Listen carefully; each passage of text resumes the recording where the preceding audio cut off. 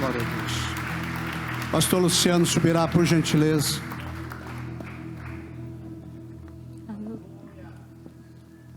Que Deus te use muito nesta manhã e que seja um presente para cada pastor que aqui está, cada dirigente de igreja. Que Deus encontre todo o espaço possível no teu coração. Amém? Que Deus te abençoe. Glória a Jesus. Bom dia a todos, a paz de Cristo. Você pode se assentar.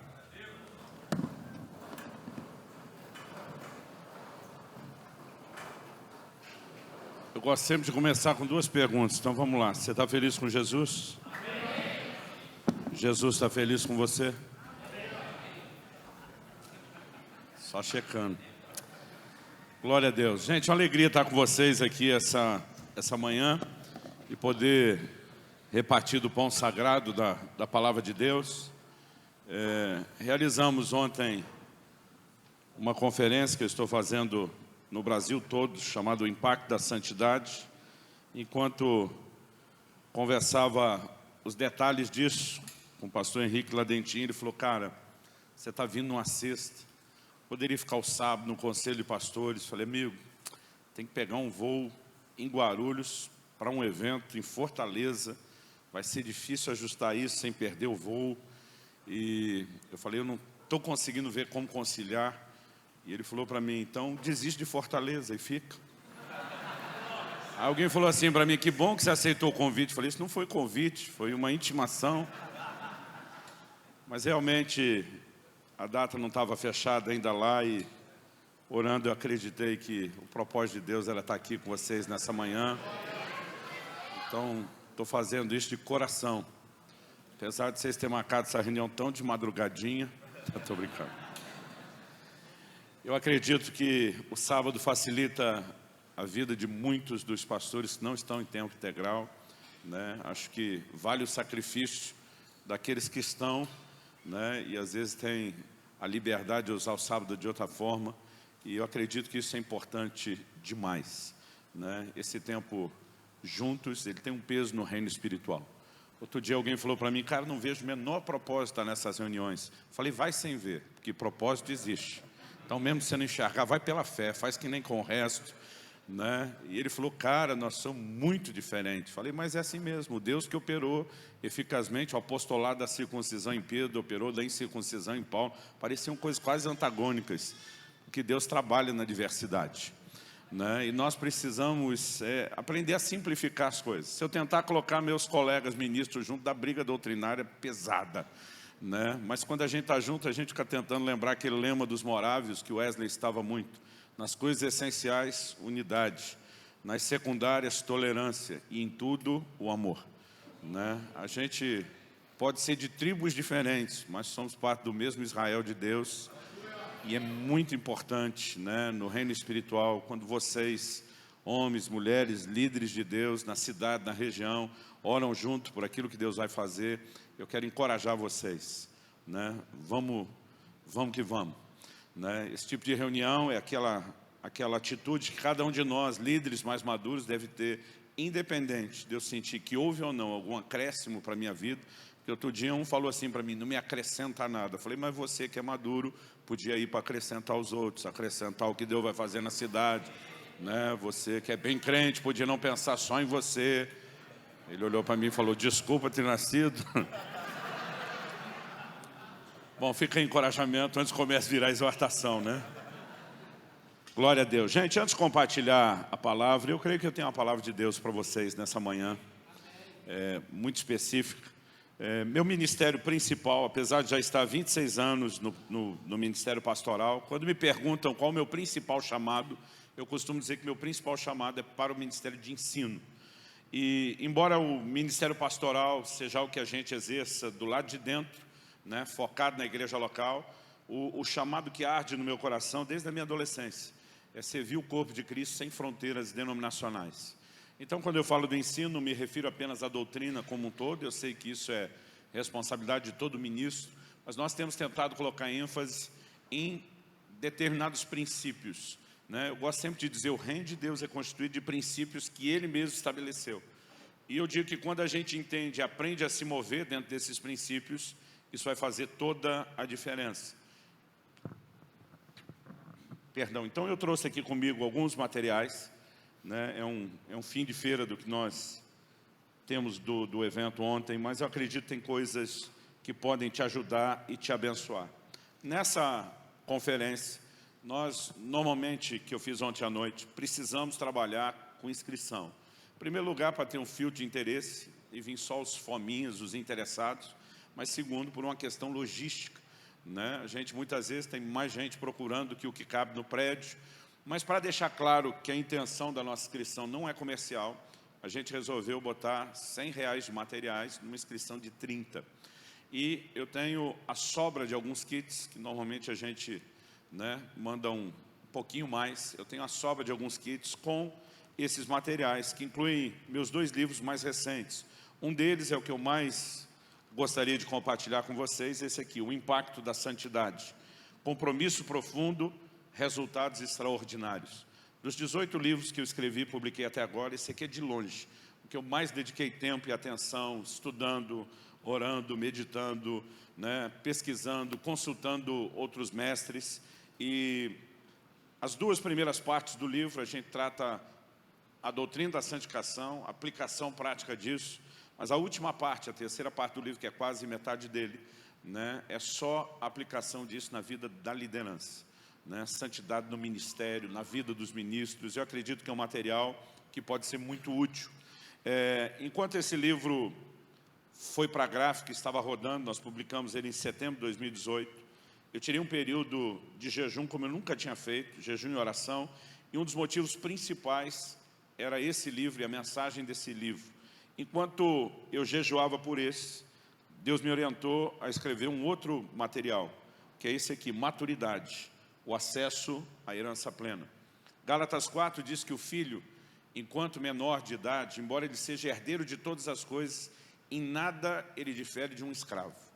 Depois de estabelecer essa aplicação, ele diz: está debaixo de tutores e curadores até o tempo determinado pelo pai, e há uma razão para isso, né? A herança não poderia ser entregue na mão de gente que não tinha maturidade para a gestão da herança. E logo no versículo 3, Paulo diz: assim também nós. E ele mostra um paralelo de como Deus trata conosco. Nós temos uma herança extraordinária, mas nós não vamos vivê-la sem amadurecimento, né? Então, na hora de definir quem vai para o ministério, Paulo diz: não pode ser neófito, novo na fé. Ele não está negando a realidade da experiência de conversão, mas ele está dizendo: precisa ter um pouquinho mais de bagagem para ocupar determinados lugares, né? Ou experimentar algumas coisas que Deus tem à disposição. E maturidade é algo que não vem sem tempo, né? Jesus fala de processos. O reino de Deus é semelhante a um homem que plantou uma semente, a semente brota, mas vem primeiro a erva, depois a espiga, depois o grão cheio na espiga, mas só vai poder colher quando está maduro. E esses processos acabam requerendo tempo. Mas por outro lado, dá para se afirmar que maturidade também não vem só com o tempo. Porque Hebreus 5,12 diz: quando vocês já deveriam ser mestres em razão do tempo decorrido, vocês ainda têm necessidade de que alguém ensine de novo os princípios elementares do reino de Deus.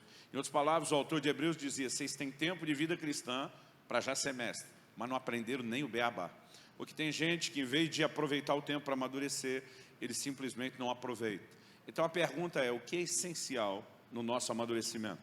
Mais do que o tempo, entender os processos de Deus. E o livro é uma instrução muito clara, né, que pode ajudar não apenas cada um de nós, mas de repente pode te munir com ferramentas que te ajude a conduzir aqueles que Deus te confiou nesse processo de amadurecimento, né? Nós colocamos esses 2 materiais, né? Vai vir uma apostila que não tem muita utilidade, porque o curso já passou, de brinde, mas nós colocamos aqui também um curso online. A gente tem usado muito essas ferramentas.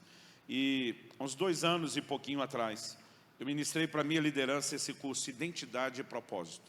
De uns 30 cursos online que a gente tem ali à disposição, esse aqui é um dos que eu mais gostei de poder ministrar ao nosso povo. Se eu voltasse lá no início do ministério, era uma das coisas que eu queria ter entendido logo no início da caminhada. Identidade, a gente não fala só de compreender quem nós somos em Cristo, mas até fundamentos, né, muito básicos e até naturais da questão de identidade, mas a gente trabalha muito a questão de propósito, né? Tem muita gente tentando fazer aquilo que não foi chamado para fazer. Tem muita gente fazendo as coisas só porque viu os outros fazendo, né? E a gente precisa ter o conceito geral do propósito de Deus e aquele específico que tem a ver com o chamado. Tem muita gente que não consegue entender ou discernir, né, qual é o tipo de ministério, qual é o tipo de dom que Deus tem dado, mas mesmo quando entendem isso, eu vejo que tem gente que falha em não entender como ou quando fazer as coisas. O livro de Eclesiastes diz que o sábio entende o tempo e o modo. Então, além do desafio de entender o chamado, é entender esses desdobramentos. E a gente ajuda a refletir, né, sobre questões como essa. Eu acredito que pode ser útil a você. Então, nós estamos colocando todos esses materiais aí num kit só. E se você quiser, nós vamos disponibilizar esse material, né? Nós temos aí valor de capa, R$70 de livros, mais um custo de 30. Nós estamos disponibilizando isso pelos mesmos R$30 da inscrição, né? Se a coisa estiver difícil, nós vamos parcelar em 6 de 5 sem juros. Se tiver mais difícil do que isso, e você quiser adquirir o kit, né, e não pode, eu sempre explico para as pessoas, não confundir o verbo não poder com não querer. Mas se você não pode pagar os R$30, é só você memorizar uma senha que você vai ter que usar lá fora no nosso stand. Você tem que chegar para os irmãos que estão vendendo lá e dizer assim: diante de Deus eu não posso. Só isso. Aí eles vão te perguntar: quanto é que você pode? Alguma coisa nós vamos tentar tirar de você. Se não é 30, é 20, é 15, é 10, é 5. Agora, se você falar: eu não posso hoje, eu não tenho perspectiva de nunca jamais na vida poder, aí eu quero, além de dar os livros, para você orar por você, para a coisa romper e melhorar, tá bom? Além desses materiais, nós temos vários outros livros, eu não quero gastar tempo falando sobre eles. Um dos livros que antecedeu o que a gente vai trabalhar depois no da maturidade, esse aqui é um clássico do nosso ministério, O Agir Invisível de Deus. Foi republicado pela editora Vida, mas o conteúdo é o mesmo de antes. E nesse material eu falo como Deus precisou me parar no início do ministério, né? Tendo um volume de avanço, de conquistas, e me fez entender o como entrar para um lugar mais intenso nele, sem estar preparado para isso, pode ser danoso. Mas o como também Deus usa circunstâncias que a gente não entende para trabalhar em nosso favor. É um livro que exalta a soberania de Deus de um lado, fala de fé e confiança nesse Deus soberano por outro, né? E apresenta muito a ideia do tratamento de Deus nos processos. E eu também tenho um pouquinho, eu não vou falar de tudo, tem lá, mas vou dar algumas ênfases aqui.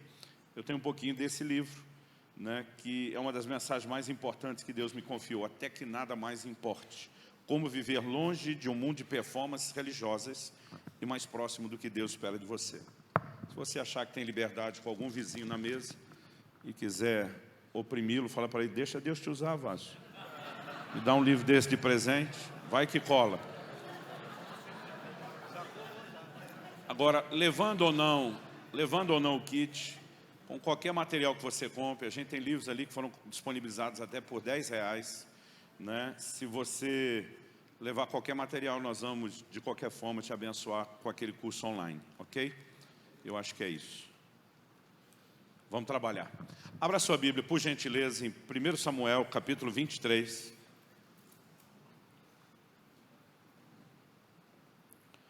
Primeiro livro de Samuel, capítulo 23.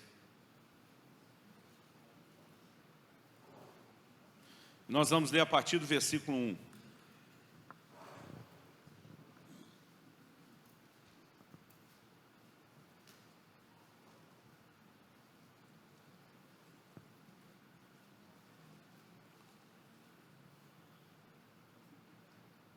Nós vamos ler do versículo 1 até o 13. O texto diz assim: então disseram a Davi: eis que os filisteus estão atacando a cidade de Keila e saqueando as eiras. Davi consultou o Senhor perguntando: devo ir e atacar esses filisteus? O Senhor respondeu a Davi: vá, ataque os filisteus e livre a cidade de Keila. Porém os homens de Davi lhe disseram: temos medo aqui em Judá, quanto mais indo a Keila lutar contra a tropa dos filisteus. Então Davi tornou a consultar o Senhor, e o Senhor lhe respondeu: levante-se, vá até Keila, porque eu estou entregando os filisteus em suas mãos. Então Davi e os seus homens foram a Keila, lutaram contra os filisteus, tomaram todo o gado deles e causaram grande matança entre eles. Todo o povo para a batalha. Para que desceu, Davi perguntou: e será que os moradores de Keila me entregarão, juntamente com os meus servos, nas mãos de Saul? E o Senhor respondeu: entregarão. Então Davi e os seus homens, que eram 600, Saíram de Keila e se foram sem rumo certo. Quando foi anunciado a Saul que Davi tinha fugido de Keila, deixou de persegui-lo. Pai, nós pedimos uma vez mais graça e favor do Senhor, para que nós possamos ter mais do que um discurso, mais do que uma palestra, ou um momento de encorajamento meramente emocional. E nessa manhã o Senhor possa iluminar os olhos do nosso entendimento, que a Tua palavra vivificada pelo Teu Espírito seja comunicada por revelação ao nosso coração, que haja aquela aplicação personalizada que só o Senhor pode produzir dentro de cada um de nós, e que, como o Senhor falou por boca do profeta Isaías, que a Tua palavra cumpra o propósito pelo qual ela tem sido liberada, enviada. Nós oramos no nome do Senhor Jesus. Amém. Queridos, eu olho para um texto como esse e, na verdade, principalmente em se tratando do Velho Testamento, eu gosto sempre de ler ou refletir numa porção das Escrituras como essa, por exemplo, debaixo de uma ótica específica. Em Romanos 15:4, a Bíblia diz: tudo quanto foi escrito, para nosso ensino foi escrito, inclusive essa porção. Em 1 Coríntios 10:11, Paulo falando da nação de Israel e dos episódios da história do povo de Deus escolhido pelo Senhor, que foram registrados no Velho Testamento, ele diz assim: essas coisas lhes aconteciam e foram registradas para nossa advertência, para nosso exemplo, de nós, de quem são chegados os fins dos tempos. Então, eu gosto de olhar para uma história como essa e pensar, é mais do que o registro de um momento da história de Israel, é mais do que o momento na cronologia de um povo, é mais do que apenas uma experiência na vida de Davi, um homem de Deus. A pergunta prática que eu sempre procuro fazer é: o que é que Deus quer falar conosco hoje, a partir disso que aconteceu e foi registrado? E na verdade é algo que tem mexido com o meu coração há muito tempo. O primeiro insight que eu ouvi disso há muitos anos atrás, no mínimo 10 anos atrás, eu acredito que talvez a gente esteja falando até de mais tempo. Foi uma ocasião onde eu vi uma menção do pastor Marcos Gregório, do Ministério Apacentar, sobre esse episódio. Isso me fez parar, pensar, refletir, e esse entendimento tem me ajudado, e a minha oração é que esse entendimento possa te ajudar também. Nós temos em Davi um homem de Deus. Davi recebe uma notícia de que Keila, a cidade de Keila, está sendo atacada pelos filisteus. Davi, até recentemente, estava guerreando contra os filisteus. Era parte das funções que lhe foram atribuídas dentro do reino de Saul. No entanto, agora ele está fugindo de Saul. No entanto, o coração dele, apesar de estar fugindo de Saul, continua amando não apenas o povo de Deus, o seu povo e a sua terra, mas entendendo que Deus tinha um projeto, desde antes dos dias de Josué, de que toda a terra prometida fosse deles. No entanto, Davi está no meio de um problemão. Ele está fugindo para salvar a sua vida. E agora ele não está sozinho. O capítulo anterior, o 22, diz que um monte de gente boa decidiu se unir a Davi. A Bíblia diz que quando ele estava na caverna de Adulão, se uniram a ele os endividados, os amargurados de espírito, os levianos, só gente boa. O que me faz acreditar que era tudo gente fugindo dos seus problemas.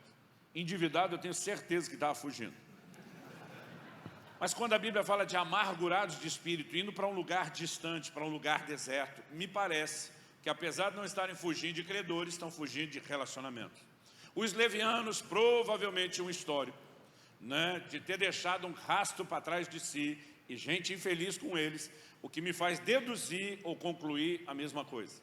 Eles de alguma forma se identificam com Davi, porque Davi também está fugindo dos seus problemas. E como dizia nossos avós, é um ditado antigo, um gambá cheira o outro. Tem gente com problema que facilmente detecta, outro com problema, e parece que a gente se sente atraído a ser parte do mesmo sindicato. Aquela turma se une. Davi agora está liderando esse grupo que não tem nenhuma conquista, nenhuma realização. Tudo que eles têm em comum é fugir dos seus problemas. Mas Davi toma conhecimento de uma necessidade. A cidade de Keila está sendo atacada. E Davi, como bom líder, proativo, toma iniciativa. O povo não pediu socorro, Deus não havia falado nada, E Davi começa a se questionar: será que eu devo livrar a cidade de Keila? Porque tudo que um líder precisa ver é uma necessidade para ele começar a se coçar e querer tomar uma atitude, uma decisão. Porém, Davi sabe que não pode apenas executar um bom plano e ter uma boa ideia. Ele precisa se mover debaixo do plano de Deus, do propósito de Deus, da direção de Deus. Então ele consulta o Senhor. Eu devo ir e livrar Keila? O Senhor diz, deve.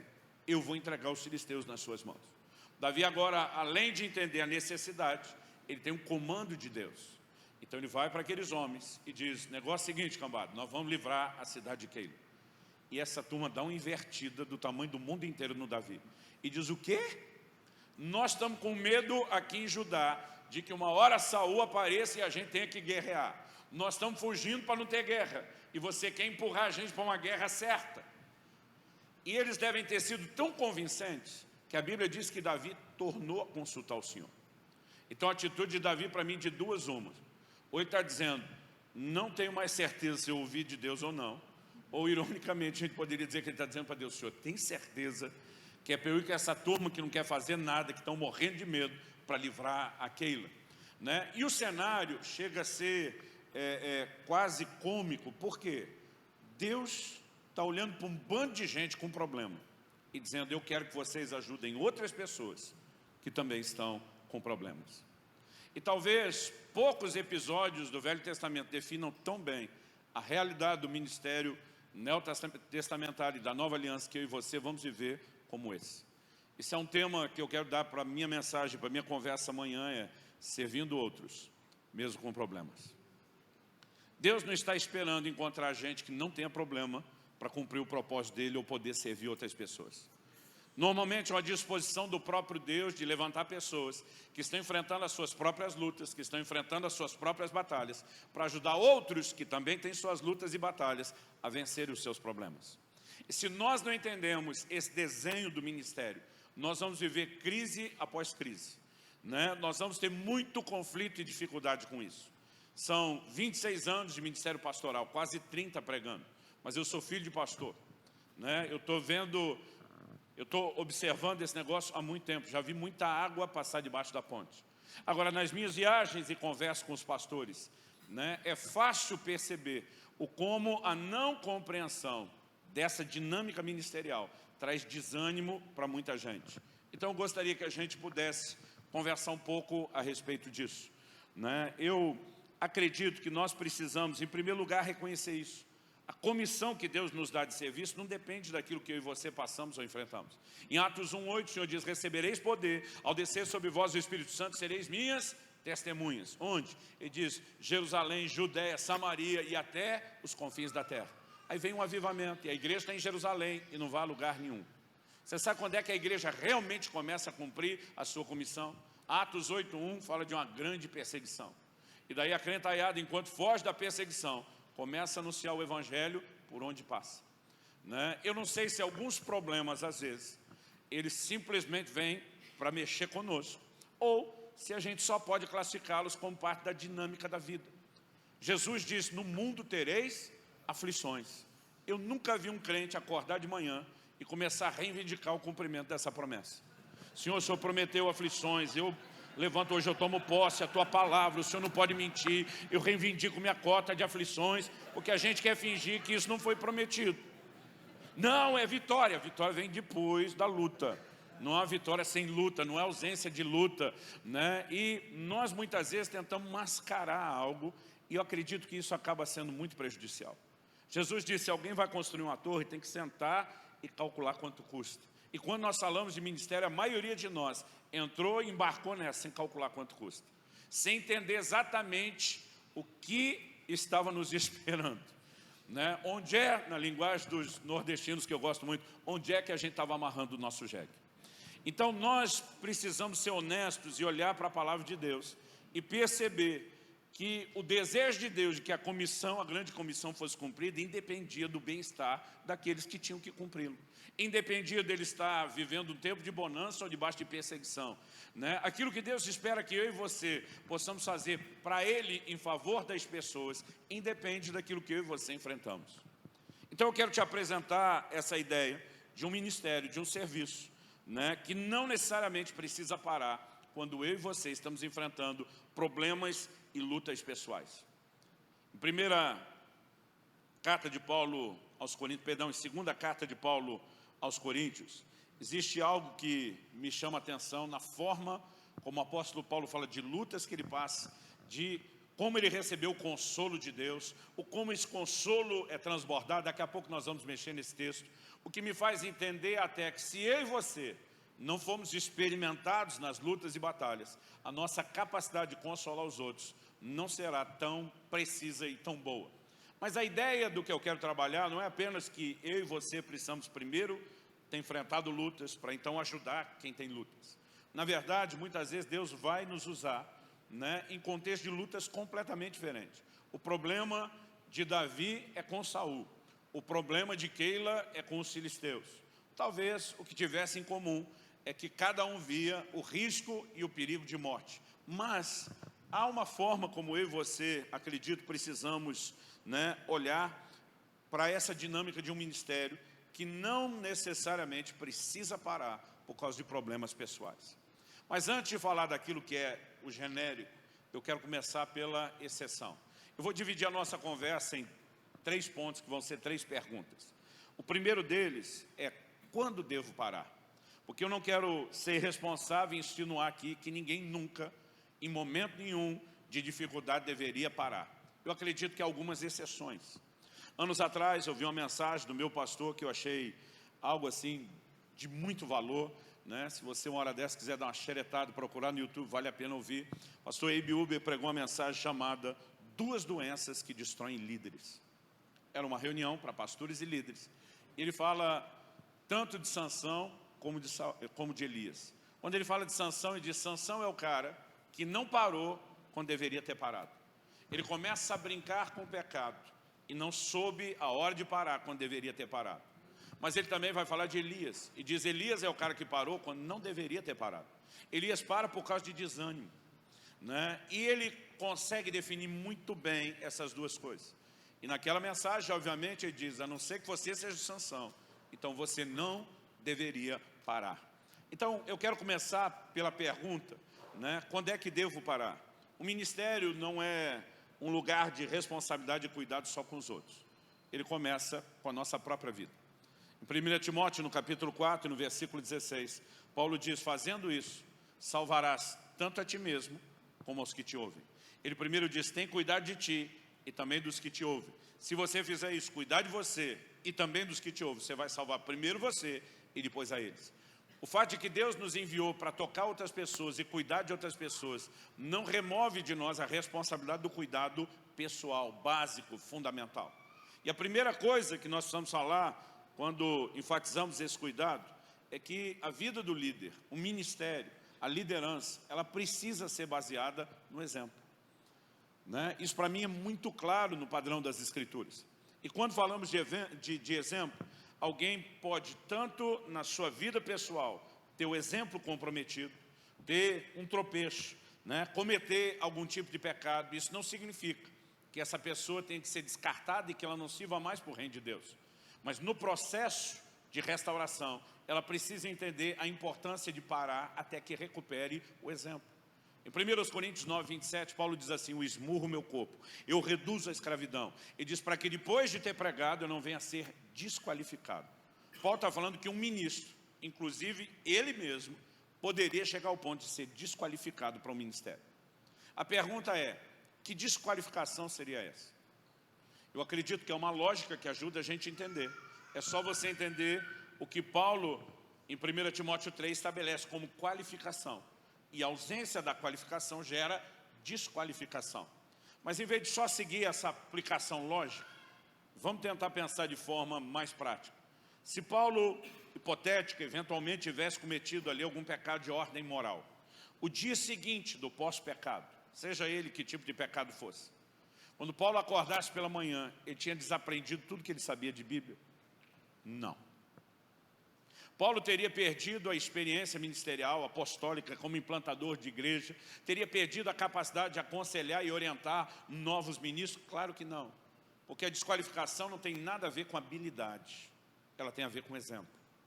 Aliás, nós precisamos entender que o ministério não tem a ver com habilidade, e sim com exemplo. Em 1 Timóteo, no capítulo 3, Paulo diz: aquele que almeja o episcopado, que quer ser bispo, Ele diz, excelente coisa almeja. Então ele diz que tudo começa com uma vocação, com um anseio.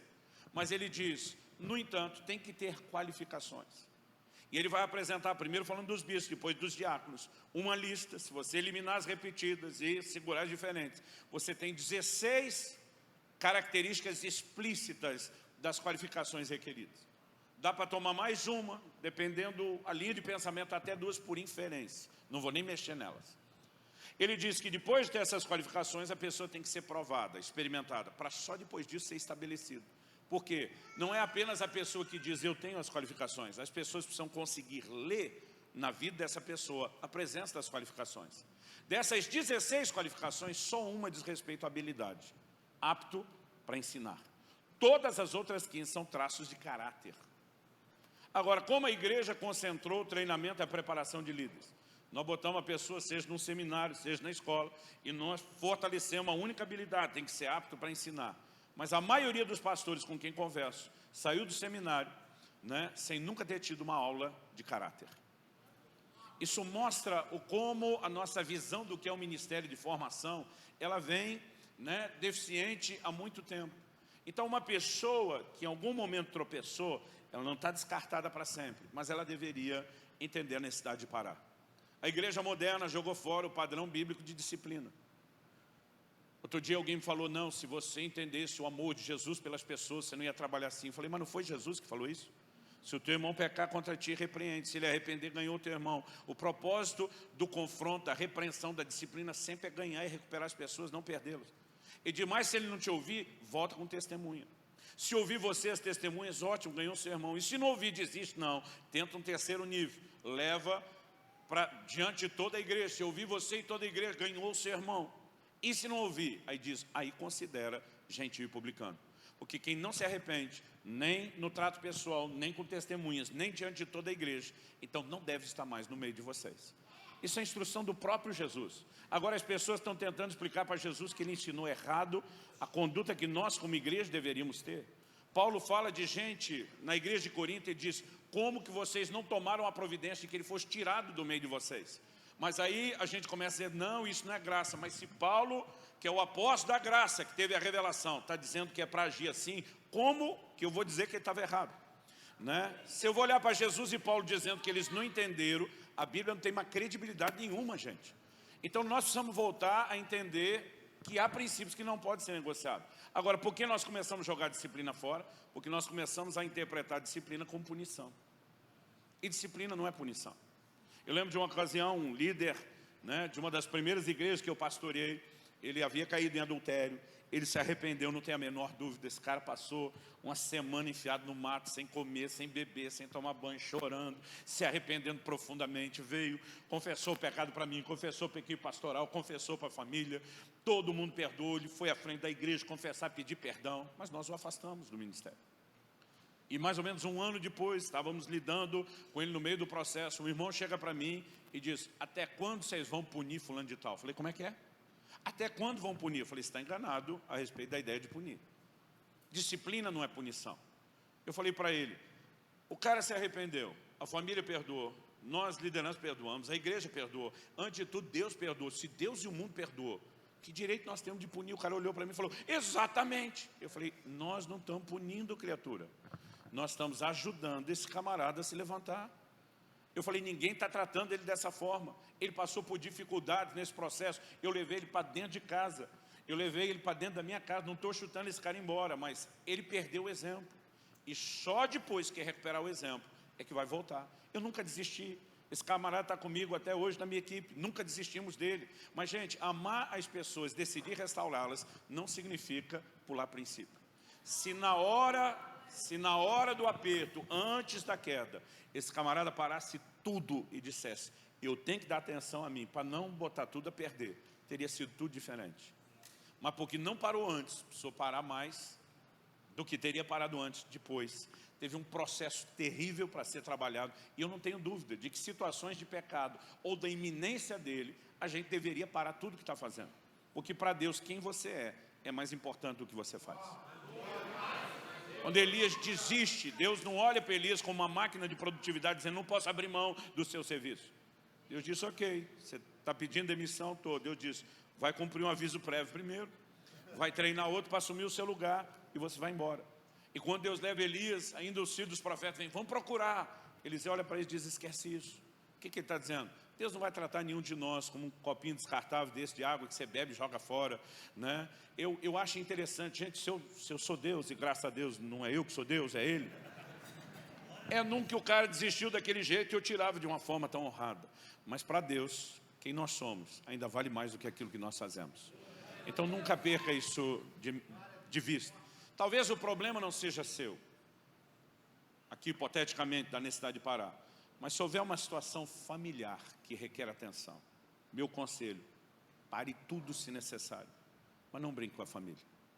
Em 1 Timóteo, no capítulo 3, quando Paulo está mexendo nas qualificações, pelo menos 2 delas envolvem questões familiares. Primeiro ele diz, marido de uma só mulher, isso está valendo. Eu não achei que chegaria o dia que nós ia ter que voltar a pregar para os líderes, tem que ser marido de uma só mulher e vice-versa. Mas hoje em dia a gente está tendo que lembrar o básico. Mas ele diz, e que tem os filhos sob disciplina, com todo respeito. Então Paulo taxativamente diz, porque quem não sabe governar a sua casa, como é que vai cuidar da igreja de Deus? Se as coisas estão desandando na família, tudo deveria ser parado. A família deveria ser restaurada em primeiro lugar, porque ela é o bem mais precioso que Deus te deu. Mas em segundo lugar, porque se ela não estiver funcionando, você está desautorizado a querer exercer governo no ministério. Então isso precisa ser dito de novo, né? Precisamos voltar a falar dessas coisas. Moody, o grande evangelista, né? Esse homem, em pleno século XIX, teve um ministério que impactou muita gente. Acredita-se que Moody tenha levado a Cristo pelo menos 500 mil de pessoas. Numa época eles não tinham mídia como a nossa. Pensa num cara que produziu. Declaração do próprio Moody. Acredito que a família foi estabelecida muito antes da igreja.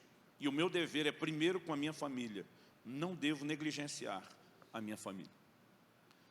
Então, normalmente, para os pastores e líderes que caminham conosco, nosso conselho é, se houver alguma necessidade pessoal, a ponto de haver iminência de pecado, ou mesmo se ele já aconteceu. Se houver uma iminência de problema na família, ou mesmo se ele já se instalou, se necessário, pare tudo. Nós temos um acordo com os pastores da nossa igreja, né, de que isso não tem nem que ser pedido. Eu digo, olha, se você percebe que algo sério está acontecendo no casamento, algo sério está acontecendo na vida dos filhos, pare tudo, né? E nós temos uma disposição, não dizer separou e está por conta, porque tem gente que não para se cuidar com medo de não ter sustento. Então, normalmente, a gente tem um compromisso. Você vai cuidar de si ou da sua família, nós estamos do seu lado e vamos manter sustento. Mas mesmo se não houvesse, eu digo para alguns, é melhor você baixar o padrão de vida por um bom tempo, né, do que simplesmente enterrar o seu ministério por muito mais tempo depois. Agora, isso é exceção e eu não quero gastar muito tempo discutindo isso. A pergunta principal, eu só queria me resguardar de tratar a exceção para isso não ser entendido de forma errada, é o nosso segundo tópico. Quando devo continuar? Então, em toda e qualquer situações de problemas e desafios que não envolva o comprometimento do caráter ou da família, eu acredito que a gente não precisa necessariamente parar. Acredito, pelo contrário, que a gente tem que ter firmeza. Então, vamos lá para o texto de Paulo que eu falei, 2 Coríntios, capítulo 1. Vamos começar a partir do versículo 3. O apóstolo diz, bendito seja o Deus e Pai de nosso Senhor Jesus Cristo, Pai de misericórdias e Deus de toda a consolação. É Ele que nos consola em toda a nossa tribulação, para que pela consolação que nós mesmos recebemos de Deus, possamos consolar os que estiverem em qualquer espécie de tribulação. Porque assim como transbordam sobre nós os sofrimentos de Cristo, assim também por meio de Cristo transborda o nosso consolo. Se somos atribulados, é para o consolo e salvação de vocês.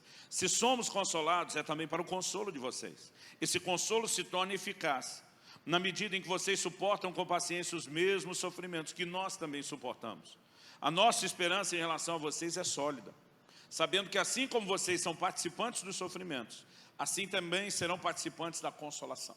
Eu li isso tudo para você entender o pano de fundo da declaração que vem agora. É lógico que é bom lembrar que Deus é o Deus de toda consolação e que com a consolação que nós somos consolados, consolamos os outros.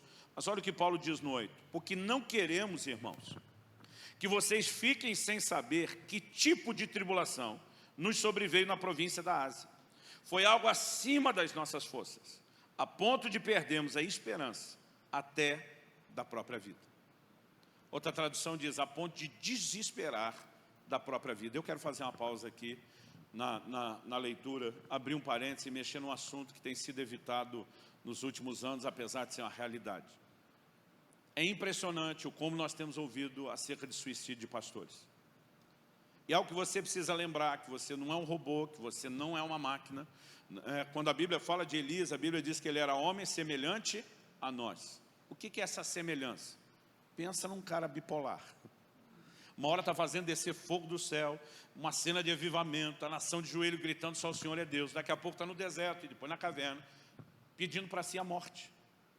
É um negócio no mínimo curioso, porque a Bíblia diz que Elias correu para o deserto e depois para a caverna, porque Jezabel, a mulher de Acabe, ameaçou matá-lo. E a Bíblia diz que ele fugiu para salvar a vida. E agora que ele fugiu para salvar a vida, ele diz para Deus, melhor me morrer do que viver. Se eu sou Deus, falo para ele, volta lá que Jezabel resolve o seu problema, ué. Gente, tem hora que nem a gente se entende. Elias, você não queria viver, por isso fugiu, pois é, mas agora eu desanimei de viver. E a gente tem essas coisas, e é fácil chamar o Elias de bipolar, mas a Bíblia está dizendo que ele é parecido com a gente. Nós somos seres sujeitos a altos e baixos. Agora, quando a palavra de Deus mostra esse nível de vulnerabilidade, não significa que eu e você estamos debaixo de um decreto de derrota ou de falência. O apóstolo Paulo não diz que resolveu tirar a própria vida. Ele diz que desesperou da vida, mas nós vamos ler o como ele venceu isso. O Elias não tirou a vida. Outro dia eu falei, até o Elias, um homem de Deus, daquele naipe, decidiu não viver mais. Eu falei, não. Ele disse para Deus que não queria mais. Jogou a batata quente para Deus, disse, Senhor, resolve. Se quiser me dar o presente e me levar antes, eu te sou grato. Mas ele não tomou nenhuma ação ou decisão. Gente, vamos voltar a tratar esse assunto como deveria ser tratado? Na minha opinião, vou apresentar com minha opinião, que você pode discutir isso na sua cabeça ou com a sua equipe de líderes depois se quiser. O suicida está lascado. Por quê? Porque Paulo em 1 Coríntios diz, se alguém destruir o corpo, que é o santuário de Deus, Deus o destruirá. O que significa Deus o destruirá? O cara já destruiu o corpo, o que é que sobrou para Deus destruir? Ele é o autor da vida. Ele é quem deve tirar a vida. Há mecanismos muito claros contra os quais nós não podemos trabalhar. Agora, nós começamos a ter uma atitude em nome de empatia, simpatia, misericórdia, e as pessoas estão falando de um jeito, a gente entende, principalmente o pastor, que está apanhando no ministério há muito tempo. Não, só quem está nisso sabe. E nós começamos a criar uma cultura de defender esse tipo de atitude.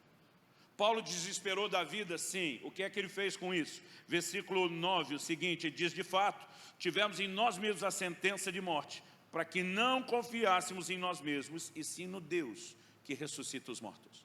Paulo diz, quando eu vi que eu desesperei da vida, que não tinha vontade de viver, isso me fez lembrar, primeiro eu não posso confiar na minha força ou habilidade, mas eu tenho que confiar em Deus que ressuscita os mortos. Paulo diz, eu não morri, mas estou aqui meio morto, e eu tive que acreditar num Deus que vai reverter essa condição, que vai mudar esse quadro. Agora olha o versículo 10, o qual nos livrou e ainda livrará de tão grande morte. Nele temos esperado que ainda continuará a livrar. Sabe o que Paulo está dizendo? Eu sei que vai bater essa deprê de novo, e do mesmo jeito que ele me livrou uma vez, eu confio que ele vai continuar me livrando. Em outras palavras, ele está dizendo, eu não me entreguei para isso, eu permiti que Deus agisse, eu permiti que Deus me levantasse. Agora, nós estamos começando a adotar um discurso diferente do da Bíblia. Em vez de falar que Deus ressuscita os mortos, que Ele muda e molda as nossas vidas, nós estamos simplesmente tornando um padrão, uma jurisprudência, desistir de tirar a vida. Isso é inaceitável.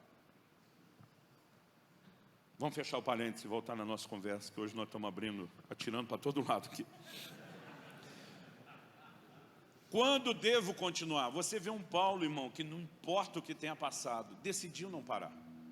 Em Gálatas 4, nos versículos 13 e 14, ele confessa para os Gálatas, vocês sabem que eu vos preguei o Evangelho a primeira vez por causa de uma enfermidade.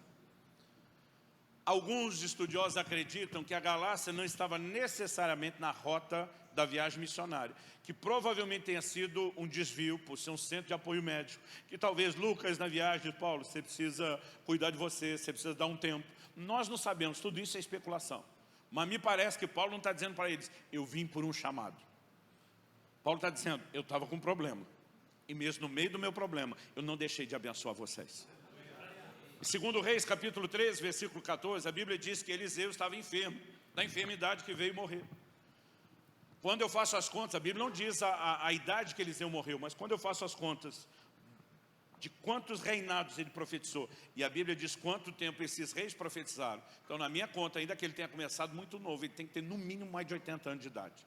Nós estamos falando de um camarada que já era para estar aposentado, está num momento difícil. E quando o rei Joás vem visitá-lo, provavelmente uma visita social de despedida, ele se permite ser um instrumento de Deus e começa a profetizar e ministrar a vida do rei. Porque as minhas e as suas lutas pessoais não precisam necessariamente ser um empecilho para que a gente abençoe a vida de outros. Paulo está na cadeia, junto com Silas, foram açoitados, ninguém tratou das feridas, estão com os pés amarrados no tronco, a maioria de nós já estaria resmungando para Deus, é assim que o Senhor recompensa. A Bíblia diz que os dois estão orando e cantando louvores. Gente, nós não podemos confiar em nós mesmos. Se a gente não se fortalecer em Deus, nós não vamos aguentar o tranco do ministério.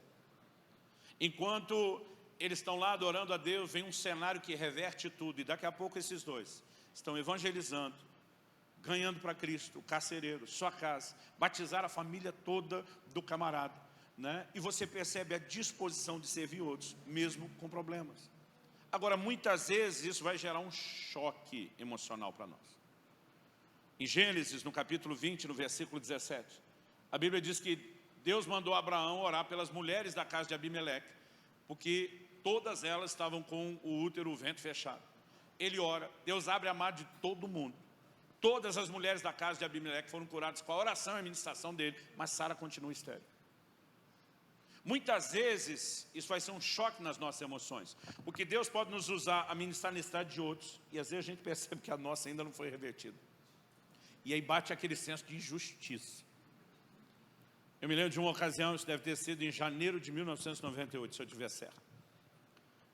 No finalzinho de 97, eu tive um problema sério, uma hérnia de disco. Eu estava fazendo uma mudança em casa e fui carregar uma caixa enorme, cheia de louça. Fazia 2 anos que eu tinha me casado.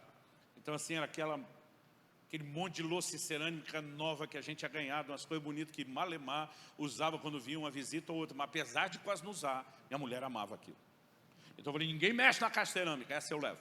Com medo de alguém, né, derrubar aquilo. E aí na hora de pegar, eu flexionei os joelhos, tive cuidado com a coluna, levantei. Eu não ia carregar numa distância muito longa. Mas a hora que eu comecei a andar, eu percebi que eu não conseguia suportar aquele peso. Aquilo eu sentia, eu como estava forçando, né, as costas, os braços, tudo. E eu falei, não vou aguentar. Se eu largasse de uma vez, aquilo tudo quebrava. E eu fiquei na dúvida entre quebro a louça ou me arrebento. E eu tentei descer, mas já não tive o cuidado de flexionar as pernas e descer com a coluna reta. E quando eu dobrei, eu vi o estalo. E a hora que deu o estalo, eu já não consegui levantar mais. Eu cheguei a ficar 15 dias de cama sem conseguir andar. Eu implorava para o médico da igreja que estava me atendendo, dizia, dá morfina. Ele dizia, pastor, não posso. Eu dizia, você não sabe o que eu estou passando. Ele falou, não sei mesmo, eu tenho uma noção. Eu só estudei, mas na pele eu nunca senti. Aquilo foi assim, pensa numa angústia, num sofrimento. Mas daqui a pouco eu levantei da cama e estou andando com muita dificuldade. Acho que era a perna direita. Eu arrastava ela, eu tinha muita dificuldade para andar. Mas com 1 mês que eu estou arrastando a perna, eu tinha um compromisso, que os irmãos não foram muito flexíveis. E eu tive que viajar e pregar. Não, pastor, está anunciado, nós estamos esperando, tal. E lá fui eu. E eu lembro quando subi no púlpito. Eu venho arrastando a perna, levou um tempão para eu chegar no meio, com muita dificuldade. E eu lembro que quando cheguei no púlpito, nele eu debrucei e ali não me mexi mais. Expliquei, falei, gente, vocês viram a dificuldade de eu andar. Estou com uma hérnia de disco, tive um acidente, né, com uma mudança, né? Tenha misericórdia, ore por mim, entenda que eu vou ministrar aqui dessa forma. Eu estou lá mais ou menos chegando para o fim da mensagem, para a conclusão, e me vem a palavra de conhecimento. O Espírito Santo falou claro comigo, chame à frente todas as pessoas que estão sofrendo de hérnia de disco, e eu vou curar todos. Nunca na minha vida eu tive um comando desse, de que Deus ia curar todo mundo de um mesmo problema. Ou seja, a gente vê vários, mas não todo mundo. Eu comecei a rir, e eu falei no microfone, falei, gente, casa de ferreiro, espeto de pau. Eu estou aqui com esse problema que vocês já viram, que eu já expliquei, mas Deus acabou de me dar essa palavra. Se você está com esse problema e, a despeito do meu estado, conseguir acreditar no que Deus está fazendo, sai do seu lugar, vem para cá. O auditório não devia ter mais do que 400 pessoas, mas uns 20 vieram à frente. E eu fiquei impressionado. Falei, pera, é tudo hérnia de disco? A turma, aham. Eu falei, vamos fazer o seguinte, quem não está com dor, fica aí à minha esquerda. E quem está em crise, com dor, bastante dor de preferência, vem para cá à minha direita. Porque eu falei, eu quero começar a orar por quem está com dor. Falei, se orar por quem está sem dor, nós não vamos saber se Deus fez. Mas se orar primeiro por aqueles que estão com dor e a dor sumir, vocês vão ver que o negócio é sério, que Deus está fazendo. Só 3 ficaram lá, todo o resto veio para o lado de cá. Minha vontade é um absurdo, tanta gente sofrendo, mas lá vou eu. Aí eu dizendo para eles, Deus está aqui, para curar as pessoas. Gente, eu me senti um pateta. Eu dizia para Deus, por que o senhor faz uma coisa dessa comigo lá por dentro? Aí, mais difícil ainda foi descer a escada. Mas na hora que eu vou impor as mãos sobre o primeiro, gente, parece, eu não consigo explicar isso de outro jeito. Parece do meu ombro aqui ser um tiro de um canhão. Foi um negócio forte, rápido, quente, que correu todo o meu braço, foi sincronizado. A hora que eu estendi, aquilo aconteceu, e a hora que eu toquei na testa dele, o calor estava saindo pela minha mão. Nunca experimentei isso, nem antes, nem depois. Outro dia eu contei isso, não foi claro, o irmão falou, dá para dar um tirozinho na minha testa aqui hoje? Eu falei, não, o tiro não depende de mim. Mas a hora que eu toquei, eu vi a reação da pessoa. E eu percebi que aquilo, que quer que seja, né, a manifestação da unção tinha entrado nele. Falei, o que foi? Ele falou, um calorão entrou em mim na hora que o Senhor me tocou. Eu falei, cadê a dor? Meu Deus, não tem mais dor, não tem mais dor. Gente, tudo que você precisa na hora dessa é o primeiro ser curado. Aí mexe com a fé de todo mundo. Os caras começam a gritar, pular, fazer festa. Olhei para o segundo e falei, tá pronto. E nessa hora eu já estou valente que só. Estou pronto, impus as mãos sobre ele, de novo o tiro do canhão. Eu vi a reação dele, falei, esquentou, aí ele falou, não, uma coisa gelada entrou em mim. Falei, estava quente a hora que saiu daqui. Eu falei, mas não importa a temperatura, cadê a dor? Meu Deus, não tem mais dor. Irmão, era um por um, eu ia tocando e ele sendo curado. Lá pelo 6º, mais ou menos, eu pensei, não é justo. Porque de um para o outro lá vou eu. O Senhor vai curar você agora. Aí eu pensei, não é justo todo mundo recebendo e eu não. Mas como ficaria muito feio eu impor a mão em mim mesmo, eu tentei mais discreto, dar uma roubadinha. Pus a mão nas costas. Tipo mulher grávida, pus a mão nas costas. Recebe. Para mim não tinha tiro de canhão. Para mim não tinha calor. Aí eu botava no... Aleluia! Aí eu pensei, acho que agora está funcionando um sim, um não. Tentei pegar o sim para mim, dar um não para o outro. Gente, todo aquele povo foi sendo curado e nada para mim. Quando terminou, eu sentei num canto, eu estava aborrecido. E nunca mais falei mal de Jonas. Porque tem hora que você fica aborrecido na sua carnalidade e não entendeu o que Deus está fazendo. Falei para Deus, se alguém me acusar de falta de unção, eu recorro ao Supremo Tribunal Celestial, apelo em última instância. Eu senti o tiro do canhão, a unção estava lá. Por que ela não funcionou para mim? Falei para Deus, se alguém me acusar de não crer no que o Senhor faz, eu também vou recorrer ao Supremo Tribunal Celestial e apelo em última instância. Eu parei de pregar, eu fiz esse papel de ridículo, arrastando a perna e dizendo que o Senhor faz. Eu não faria isso se não acreditasse. Por que não funcionou para mim? E tem hora que você quer tanto que Deus fala, Ele não fala com você. Tem hora que você nem queria que Ele falasse, Ele fala. E o Espírito Santo falou comigo assim, o propósito dos dons é para servir os outros, não a si mesmo. Assim como você não vai se profetizar, você não vai se curar nesse sentido. É lógico que você pode, querido. E naquele dia Deus me disse, exerça a sua fé. Você não é um pregador de fé? E eu tive que ir para a briga de fé. Tive que me posicionar naquilo que era meu por direito, começar, né, a confessar a palavra de Deus. Mas, gente, levou um tempo. Aquela situação minha era tão grave que o médico da igreja falou, pastor, nem cirurgia resolve o seu problema. E alguns meses depois aquilo desapareceu, né? Agora, não foi naquele formato. Agora tenta imaginar o sentimento de injustiça que está dentro de mim. O Senhor me usando na vida de outros, eu aqui. Eu lembro de uma semana, irmão, que eu estava assim, feio na fita, financeiramente. E Deus me usou para liberar uma palavra na vida de alguém. Eu falei, um milagre está sendo liberado. Aquele cara recebeu uma provisão financeira. E eu continuei lascado. Eu já tive que consolar amigo no ministério que queria desistir, estava desanimado. E o cara foi sobrenaturalmente encorajado. E eu continuei querendo desistir.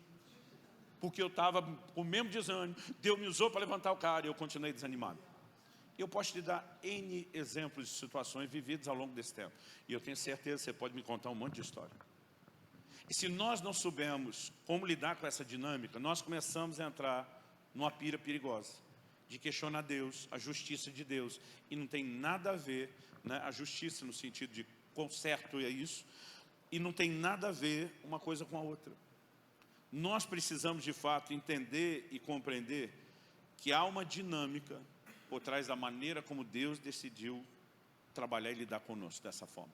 Primeiro, eu quero te mostrar um fato, né? Há um cenário bíblico repetido de gente servindo os outros mesmo com problema. Eu não acho que eu e você vamos ser exceção. Em 1 Coríntios, no capítulo 15, e no versículo 58, o apóstolo Paulo faz uma declaração importantíssima.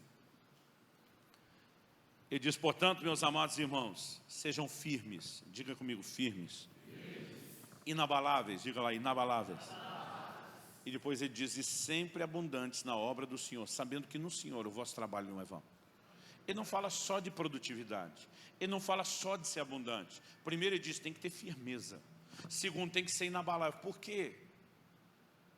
Porque não apenas o diabo, mas as circunstâncias vão tentar nos demover da nossa firmeza, vão tentar nos abalar. E Deus está dizendo: você quer ser abundante, você quer produzir? Entenda primeiro a necessidade de ser firme e inabalável. E se nós não desenvolvemos esse nível de resiliência, nós não vamos aguentar o tranco. Outro dia alguém disse: queria ter ouvido isso antes de começar. Eu falei: eu também, mas ainda dá tempo de arrumar muita coisa. Agora, em Gálatas 6,10, Paulo diz assim: não nos cansemos de fazer o bem, porque a seu tempo ceifaremos, se não desfalecemos. Fazer o bem cansa? Pergunta para a dona de casa. Mesmo amando o marido e os filhos, fazer todo dia de novo aquelas mesmas coisas que parece que ninguém enxerga, reconhece ou agradece, dá esse sentimento de cansaço. E se fazer o bem não cansasse, Deus não estaria lembrando a gente. Então, eu acredito que essa dinâmica do ministério já haveria cansaço se não houvesse problema. Só está sempre fazendo o bem para os outros. E daqui a pouco vou mexer nessa dinâmica da falta de reconhecimento. Isso já poderia nos abalar. Agora, o que dizer quando você ainda tem que lidar com isso no meio de problemas? Se nós não olharmos da forma correta e não entendemos a postura que nós precisamos ter em Deus, de ser fortalecido nele, nós não vamos aguentar o tranco. Então deixa eu mexer numa emoção que para nós é pior do que apenas servir os outros com problemas. Senhor, eu estou com o meu. Porque a gente ainda, vendo o que Deus faz para os outros, a gente se anima pelo que Ele pode fazer por nós. Mas deixa eu falar de um sentimento mais complicado. Para mim e para a maioria dos pastores e líderes que eu ouço. Esse é o meu terceiro e último tópico, que vai ser essa pergunta: de onde vem a nossa recompensa? Vamos voltar lá no episódio de Davi, que nós lemos e deu o trilho para a gente. O cara vai, arrisca a sua vida, a vida dos seus homens, para salvar a cidade. Salvou todo mundo, virou agora o herói da cidade. Aí Davi recebe uma notícia de que Saul está vindo contra ele. Então Davi vai perguntar para o Senhor: meu Deus, Saul está vindo mesmo? E Deus diz: pior que está. Sabe, não tem um negócio assim, não, Davi, como você é meu queridinho, já dei um sumiço, um perdido nele no meio do caminho, e diz: tá, você vai fugir. Aí Davi faz a segunda pergunta: e o povo de Keila vai me entregar nas mãos de Saul? Deus diz: pior que vai. Não, Deus, eu sou o herói deles. Eu salvei a vida deles, eu salvei a cidade deles, eu corri um risco enorme, botei a minha vida em jogo, a vida dos meus homens, a gente se sacrificou, a gente fez tudo isso por eles. Deus diz: mesmo assim a memória do povo é curta, eles vão esquecer rapidinho o que vocês fez e vão entregar você de bandeja nas mãos de Saul. Agora, irmão, vamos parar e pensar o seguinte: se a gente ficar esperando que as pessoas que a gente serve e ajuda nos dê o combustível de gratidão, nós vamos desistir muito rápido. Para começo de conversa, o povo de Keila nunca pediu ajuda para Davi. Quem mandou Davi foi Deus. Então quem é que tem que recompensar Davi? É Deus. Nós entramos na vida de pessoas que nunca nos pediram ajuda. Tem gente que pediu, sim, mas tem gente que nós fomos evangelizar, ajudar e nunca pediu. E nós somos por quê? Porque Deus nos enviou. Quem que tem a responsabilidade de nos recompensar? É Deus. Nós não estamos fazendo para as pessoas, elas são beneficiadas, mas nós estamos fazendo para Ele.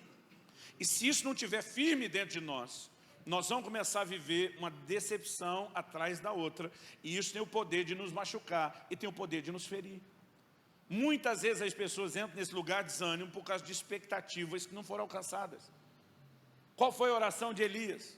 Quando ele diz: melhor me é morrer do que viver, ele diz: porque eu não sou melhor do que meus pais. Ele estabeleceu algum alvo, algum padrão que ele não estava conseguindo alcançar. Expectativas não realizadas, elas geram uma decepção muito forte, muito intensa. E não adianta a gente esperar que as pessoas agradeçam. Eu não estou dizendo que elas não vão agradecer nunca. Quando Davi ganhou o carcereiro lá de Filipos com a sua família, ele fez depois o que não tinha feito antes. Tratou as feridas, né, de Paulo e Silas, deu de comer para eles. Não quer dizer que nunca as pessoas vão agradecer. Quando Paulo está na ilha de Malta, depois daquele avivamento que Deus usa curando os enfermos, as pessoas agora começam a trazer provisão para a viagem deles, dele e dos demais náufragos. Não quer dizer que nunca vão agradecer. O que eu e você precisamos entender, a gente não tem que esperar a gratidão. Se ela vier, é bônus. Se não vier, a gente não precisa dela. Porque nós não fizemos o que fizemos, não estamos fazendo o que estamos fazendo, não faremos o que ainda vamos fazer para as pessoas. Nós estamos fazendo para o Senhor. E a recompensa vem dele. Apocalipse 22, 12, o Senhor diz: eis que cedo venho, e comigo está a minha recompensa, para dar a cada um segundo as suas obras. No final das contas ele vai dizer: foi para mim que você fez. Davi, fui eu que mandei você servir o povo de Keila, não foi? Foi. Quem te recompensou sou eu. Esquece a imaturidade deles. Você fez para mim, sou eu que te honro. Aliás, como parte disso, já estou te dando a letra, que Saul está vindo, o que eles vão fazer com você? Vazar. A gente tem que redirecionar essas expectativas, senão nós não vamos suportar. Quem está entendendo, diga amém. Além de que, muitas vezes, quando estamos servindo os outros no meio de problemas, Deus mandou o Jó orar pelos amigos dele. Por quê? Porque os amigos da onça, que estavam falando mal de Jó e de Deus, a ira de Deus se acendeu contra eles, e o negócio ia ficar feio para o lado deles. Aí Deus manda Jó orar pelos seus amigos. Quem que está pior na história, gente? Se você olhar a circunstância natural, é Jó, o espiritual não. Mas a Bíblia diz que enquanto Jó orava pelos seus amigos, Deus mudou o cativeiro dele. Nós podemos ser surpreendidos em níveis que nós não imaginamos, quando nós nos dispomos a servir as pessoas. Aliás, não tem forma melhor de chamar a atenção de Deus para nós do que focar nos outros. O anjo de Deus aparece para Cornélio e diz: tuas orações e tuas esmolas, o que você faz para os outros, subiu para a memória diante de Deus. Então, eu vim aqui para te dizer: não pare, não desanime. Você vai enfrentar lutas, vai, mas você pode vencê-las. Também não estou dizendo que você vai apanhar que nem prego levando a cabeça a vida inteira sem ver intervenção de Deus, sem ver mover de Deus. A maioria de todos os problemas que em algum momento me desanimaram, eu vi intervenção de Deus de uma forma assim espetacular. Poucas foram aquelas coisas que você olha e diz: se resolveu naturalmente ou foi o dedo de Deus. Eu sei que mesmo essas que não dá para garantir que foi sobrenatural, se resolveram. Eu não estou dizendo que a gente tem que viver simplesmente caído, mas até que a vitória chegue no nível do nosso problema, nós não podemos parar. Se nós condicionarmos o ânimo do ministério, aquilo que nós enfrentamos, nós vamos ser muito inconstantes e pouco produtivos. Mas para ser abundante na obra do Senhor, nós vamos ter que ser firmes. Nós vamos ter que ser inabalável. Minha oração é que você saia daqui hoje com sangue nos olhos, faca no dente, né, dizendo: eu vou cair para cima e ninguém vai me parar, em nome do Senhor Jesus.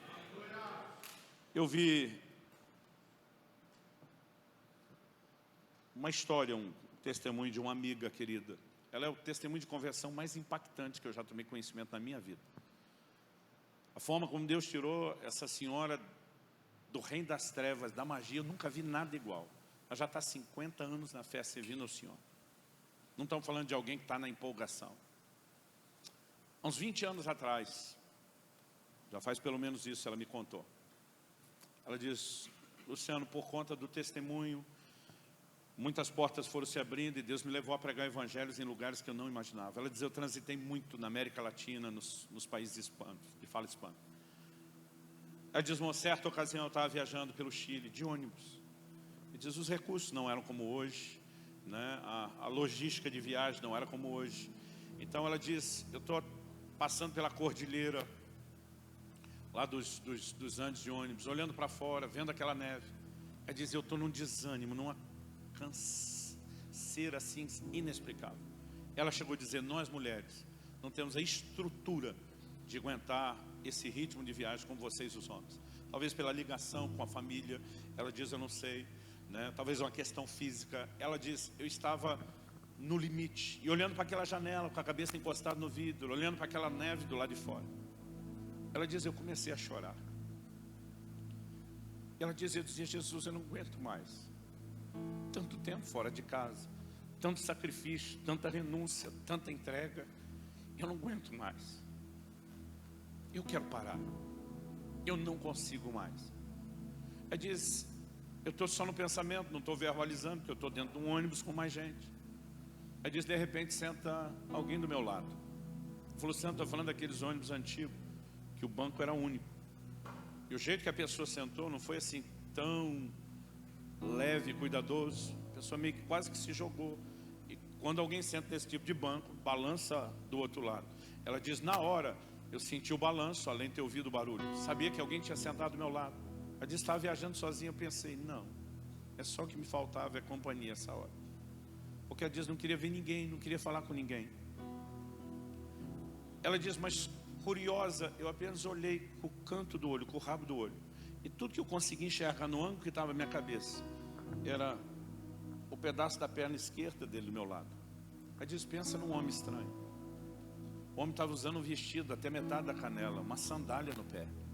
Uma sandália antiga. Ela disse que pensou, quem num clima desse de neve do lado de fora vai estar de sandália no pé sem meia, canela exposta? Que homem usa vestido? Ela disse, está pensando naquilo. E de repente esse homem aproxima e começa a falar perto do ouvido dela e diz, minha filha, não desista. Eu preciso de você. Eu preciso do seu serviço. Não é apenas as pessoas, eu preciso. Você está fazendo isso para mim. E ela me disse, Luciano, em vez de simplesmente agradecer que Deus está mandando uma resposta e um profeta para falar disso, ela diz, meu coração fechou. Ela diz, eu pensei, pronto, é só o que me faltava. Um louco, ela pensou no louco pelo jeito, estava vestido, metido a profeta, sentado do meu lado, e agora não me dá nem o direito de desistir. Ela disse, logo depois de falar aquelas palavras, ele simplesmente se levantou. E daqui a pouco ela se deu conta de como ela foi rude, não olhou, não agradeceu, não cumprimentou, não correspondeu. Diz que ela começou a se sentir mal, e ela decidiu resolver aquilo. Ela disse, Luciano, o ônibus está andando, em momento nenhum o ônibus parou. Mas agora eu começo a ir e voltar do ônibus e procurar o homem vestido daquele jeito, e não tem ninguém vestido daquele jeito. Depois de ir e voltar várias vezes, não consegui achar, ela diz, eu perturbada com isso, pergunto para a pessoa sentada atrás de mim, para onde foi o homem que sentou do meu lado agora? Eu disse, senhora, só está viajando sozinha todas essas horas. Não, alguém acabou de sentar do meu lado. Eu disse, não, ninguém sentou do seu lado. Ela pensa, a mulher está distraída, ela começa a perguntar para os outros, ninguém levantou, ninguém andou, ninguém viu coisa nenhuma. E ela está assim, não, eu tenho certeza, eu não estou maluca. E de repente o Senhor falou ao coração dela, eu assentei ao seu lado, eu falei contigo. Aí diz, Luciano, que arrependimento. Eu desprezando a presença dele, eu desprezando as palavras dele. Ela falou, nessa hora eu comecei a entender como a gente se fecha nas nossas dores, a ponto de muitas vezes não deixar Deus nos consolar. Não é que Ele não está consolando. Ela diz, o próprio Senhor senta ao meu lado, fala comigo. Eu não reconheço, eu não percebo, eu não me abro, eu não me deixo estar debaixo do impacto daquilo. Ela diz, foi depois de entender isso, eu abri meu coração. E Ele trouxe consolo sobrenatural. Alguns meses atrás eu encontrei ela. Falei, aí, ainda tem vontade de desistir? Aí diz, várias vezes. Mas eu me lembro daquela voz cochichando no meu ouvido, eu preciso de você. Não desista, não pare. Querido, um dia eu e você vamos estar diante do nosso Senhor. E quando Ele sorrir para mim e para você, com aquele sorriso no rosto, dizer, servo bom e fiel, acredite, tudo terá valido a pena. Essa é a hora que nós vamos olhar para trás, para toda vontade de desistir, dizer, perdeu o desânimo. Nós vamos olhar para trás e dizer, valeu a pena não ter parado, valeu a pena não ter desistido. Eu creio que nessa manhã, mesmo que não se sente ao seu lado, um vestido no meio da canela e com sandália no pé, nosso Senhor está dizendo, eu preciso de você, eu preciso do seu serviço, eu preciso que você sirva os outros mesmo com problemas. Isso não significa que você não vai ver intervenções de Deus na sua caminhada. Isso não significa que o Deus de toda consolação não vai fazer por você o que faz por outros. Mas nós não podemos condicionar o chamado que Ele nos deu a qualquer tipo de bem-estar. Vamos ficar em pé, vamos orar.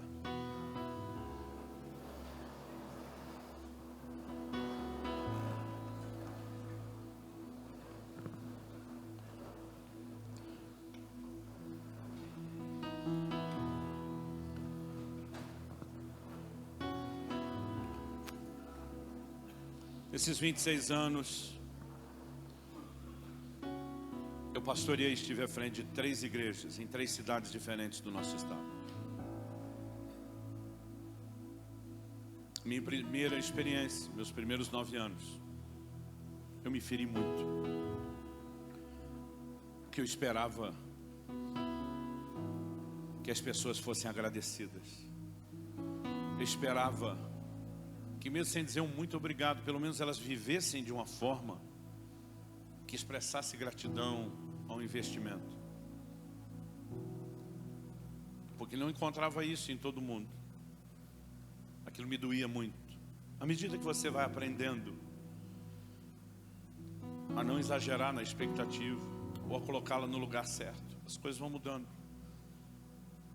Alguém me perguntou outro dia: pastor, o senhor não se machuca com as pessoas do ministério? Eu falei: machuquei muito no início. O senhor blindou o coração para elas? Eu falei: não, mudei a minha expectativa. Cada vez que eu faço algo por qualquer pessoa, eu penso: não é por você, não é para você que eu estou fazendo. Você está sendo beneficiado do que meu Senhor queria para você, mas eu estou fazendo é para Ele. Então não importa, eu penso comigo mesmo, olhando para alguém, não importa se você me agradeça, não importa se você der algum retorno, aquele a quem eu estou servindo, Ele nunca vai deixar de recompensar. Hebreus 6:10 diz: Deus não é injusto para se esquecer das vossas obras. Outro dia um pastor me disse: ministério é injusto. Falei: não. Não, o ministério é ingrato. Falei: não, as pessoas são ingratas, o ministério não. E nosso Senhor também não. Ele não é injusto e Ele não é ingrato. Então não importa se os outros não reconhecerem, se a gente lembrar que nós estamos fazendo para Ele, que um dia nós vamos estar diante dEle. Aí eu vivo esse dia, eu vivo a minha vida esperando aquele sorriso no rosto dEle, Ele olhando para mim dizendo: servo bom e fiel, entra, entra. E quando o coração se alinha, essa carga, ela some, ela desaparece. Nós vamos viver o ministério com leveza e vamos nos tornar o que deveríamos ser desde o início: servos. Nós não somos mercadores, negociantes. Eu dou o serviço ministerial em troca da sua gratidão. Nós somos servos e nós estamos fazendo em troca de nada. Apesar que o nosso Senhor que nos mandou servir, Ele vai recompensar. E quando nós entramos nesse lugar, tem leveza. Nessa manhã eu quero te dizer: tem consolo sobrenatural de Deus para você. E eu quero que a gente ore crendo numa intervenção dos céus. Eu não vim tentar dar uma descarga motivacional em você. Essa dura pouco e a gente tem que ficar repetindo a dose toda hora.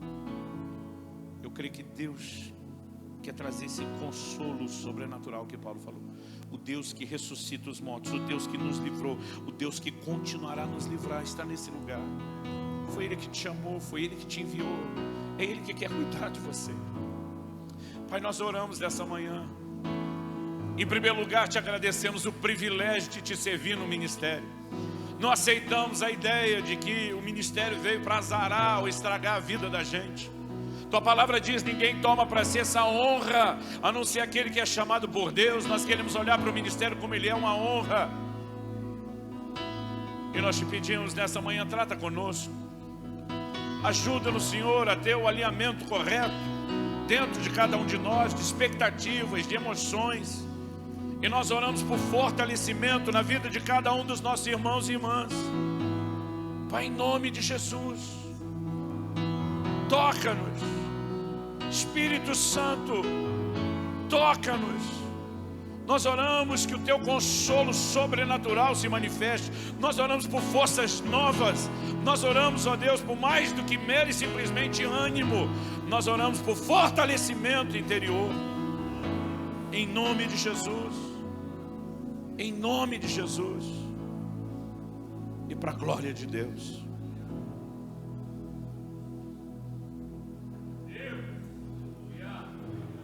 Bendito seja o nome do Senhor. Fala com Deus, querido, do seu jeito, da sua maneira. Eu pedi para você ficar em pé, mas fica à vontade. Ora como você achar melhor, em pé, sentado, de joelho, em voz alta, em voz baixa, no seu lugar, aqui à frente, se você quiser. Mas deixa que o Senhor te toque. Deixa que Ele te toque.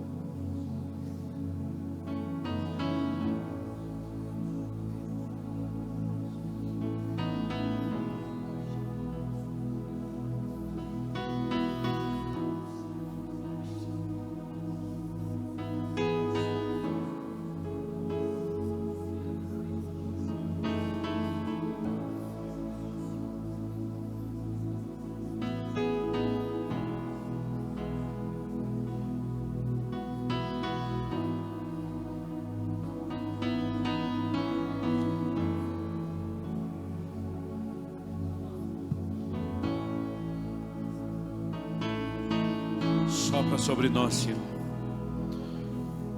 Manifesta a Tua graça na vida de cada um dos nossos irmãos e irmãs. Clamamos por graça. Clamamos pela unção do Teu Espírito. Clamamos pela mão do Senhor vindo sobre cada um de nós nessa hora, tocando e ministrando cada um conforme a sua necessidade. Te agradecemos, não apenas aquilo que o Senhor está fazendo aqui agora, mas aquilo que o Senhor continuará a fazer. Bendito seja o Teu nome. Nós Te exaltamos, nós Te glorificamos. Te louvamos nesta manhã.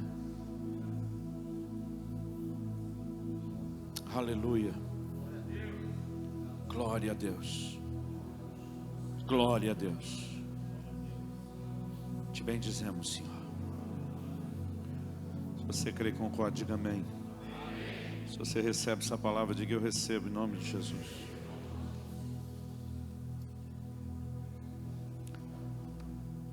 Foi um prazer servi-los da mesa do Senhor, do pão sagrado da palavra de Deus. O Senhor abençoe e fortaleça cada um de vocês. Minha oração, como eu disse antes, a gente possa sair naquele modo insano, sangue nos olhos, faca no dente,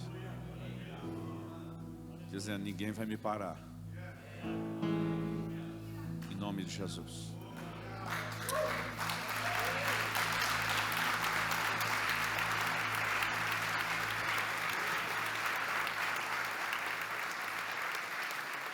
Eu quero te encorajar em relação aos livros lá fora.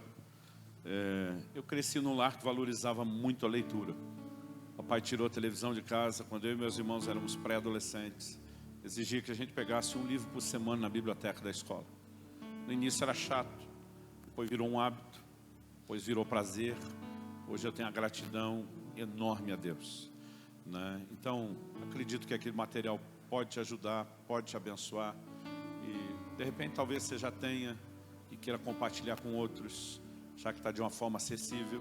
Eu fico muito à vontade para te encorajar, porque eu não ganho nada com a venda dos meus livros, não ganho um centavo. A gente reinveste tudo isso no próprio Ministério de Ensino. Então, além de levar um material que pode abençoar você ou outros, isso é uma forma também de você nos ajudar a continuar propagando a palavra de Deus. Amém? Deus abençoe. Aplaude a Jesus.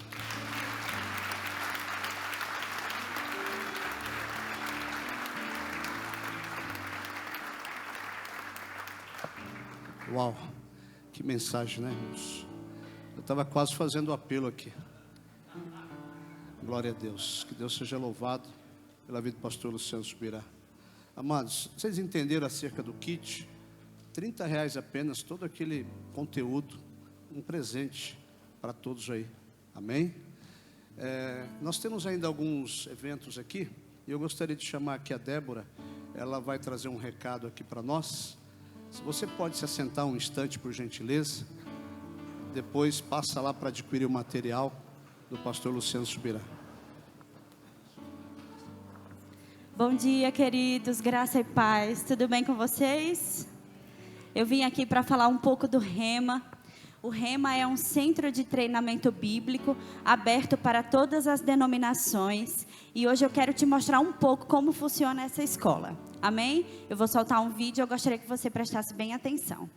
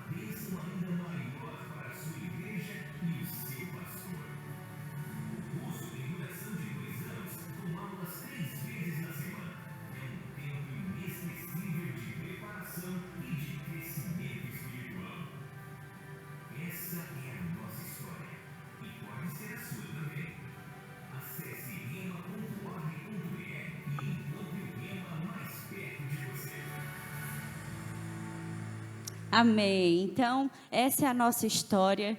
E como você ouviu no vídeo, pode ser a sua também. Amém? O propósito do Rema, como você viu, é te ajudar no treinamento da sua equipe, do seu povo, ser um braço e te ajudar, porque nós já sabemos que você faz isso muito bem. Então, nós estamos aqui disponíveis para te ajudar através desse treinamento. E eu gostaria de saber aqui nessa manhã quem é pastor presidente. Em forma de gratidão, nós queremos te dar um presente. E você poderia levantar a sua mão? A nossa equipe vai te deixar um presente aí onde você está. Eu só peço que você, por favor, fique com a sua mão levantada para que a gente localize. Amém? E esse é o propósito do Rema, né? Nós temos também um desconto especial para você que é pastor presidente. E nós podemos te auxiliar nesse tempo, ajudando através da palavra, treinando o seu povo para que ele possa ser uma bênção na sua igreja. Amém? O propósito do Rema é te ajudar dessa forma. Então, eu quero agradecer pela oportunidade ao Conselho de Pastores, da gente poder estar divulgando aqui, e dizer para você que não é pastor presidente, não recebeu o seu presente agora, nós também temos um kit lá fora para você. Quando você sair, nós estaremos com ele disponível para você pegar. Tá bom? Muito obrigada.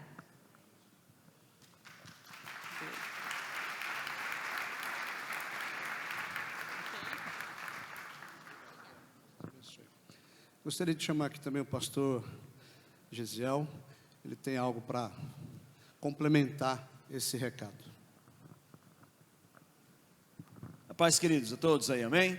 Rapidinho aqui só, uma palavra sobre este trabalho que a gente, para quem não conhece, pastor Gesiel, pastor da Relevante Church, aqui em Taubaté, 4 anos, pastor Paulo foi quem me enviou para essa cidade, está aqui com a gente, né? E a gente está aqui com o pastor Eliezer, com a Escola do Rema, fazendo esse trabalho tremendo, uma escola que com certeza vai te ajudar muito. Nesse 1 ano que nós fizemos essa escola, nós aprendemos muito a respeito daquilo que a palavra de Deus tem para nós. Então, tenha certeza, venha, faça uma aula inaugural, você vai conhecer mais do Rema, tire todas as suas dúvidas, certamente essa escola vai te auxiliar muito. Então, não perca tempo, pegue aí esse material, com certeza você vai ser muito abençoado.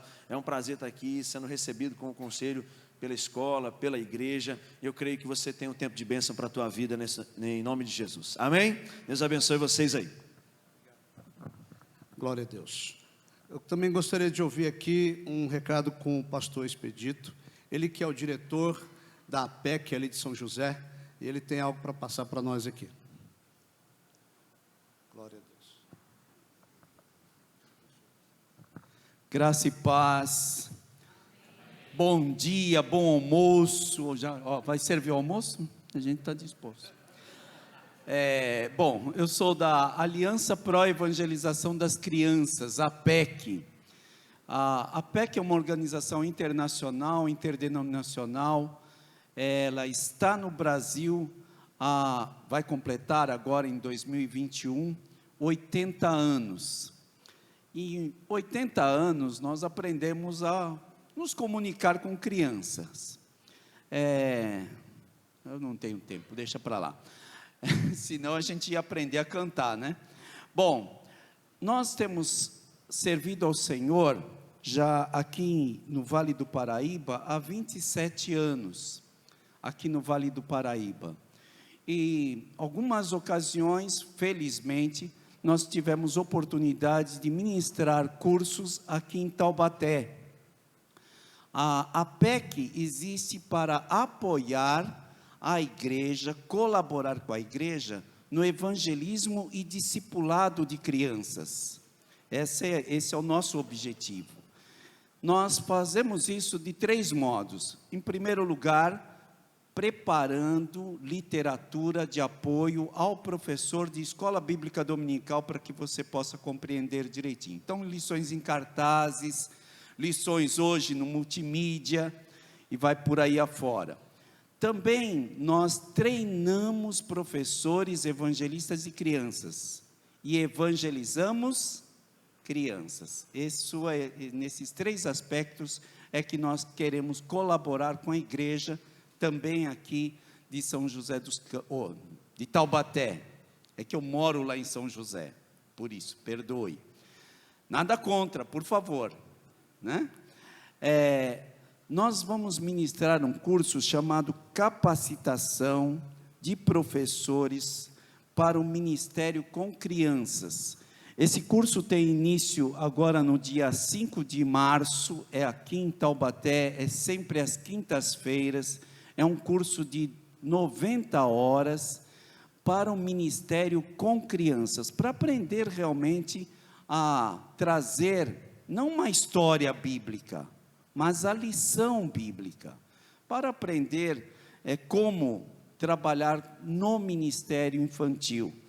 Vale a pena fazer.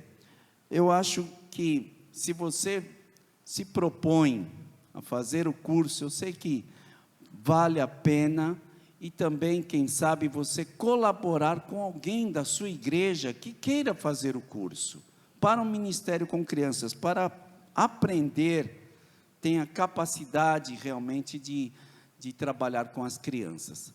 A palavra de Deus diz o seguinte, lá em Mateus capítulo 18, os discípulos chegam para Jesus e perguntam, quem é o maior no reino dos céus? E Jesus toma uma criança e diz que para eles claramente a respeito disso, será maior aquele no reino dos céus que se humilhar tal como esta criança e crer em mim, esse será o maior. Havia necessidade de ser maior, mas ele continua e fala dos problemas que o ministério que nós pastores temos a olhar a criança e não valorizá-lo o suficiente. Mais à frente tem a parábola da ovelha perdida, mas está dentro desse contexto. E no final, lá no final dessa parábola, Jesus diz o seguinte: não é da vontade de vosso Pai que pereça um só destes pequeninos. Mateus capítulo 18, versículo 14. Quantas crianças estão se perdendo? Às vezes dentro da igreja. Quantas crianças precisam da salvação dentro da igreja? Oramos por nossos filhos, por nossa família. A quem nós estamos entregando para ministrar o coração dos nossos filhos? Então isso é com você. Você é líder, sabe como você convoca os seus professores. Eles são treinados? Ou eles estão cuidando como babá das crianças na sua igreja? Não é da vontade de vosso Pai Celestial que pereçam só desses pequeninos. Nos procure, eu vou mandar o cartaz para o pastor, e o pastor pode também passar para os demais. Muito obrigado, que Deus abençoe a todos, viu? Deus abençoe.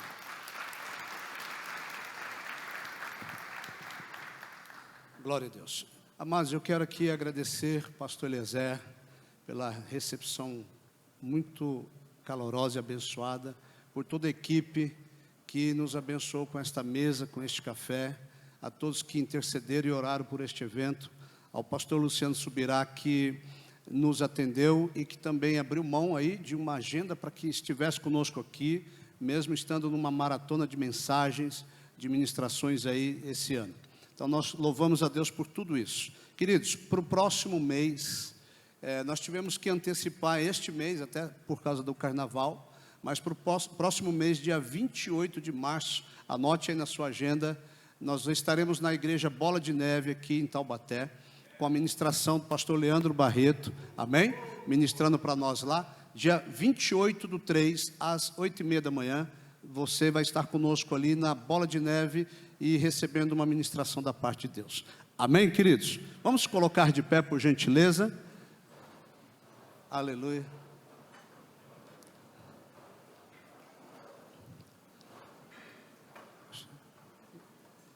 Foi muito bom ter você aqui, amém?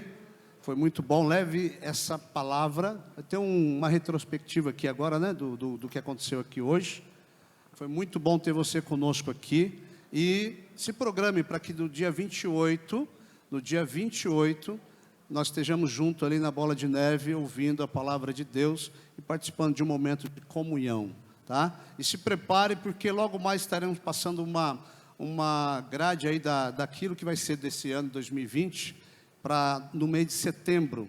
Se programe aí, porque tem coisa nova chegando aí, amém?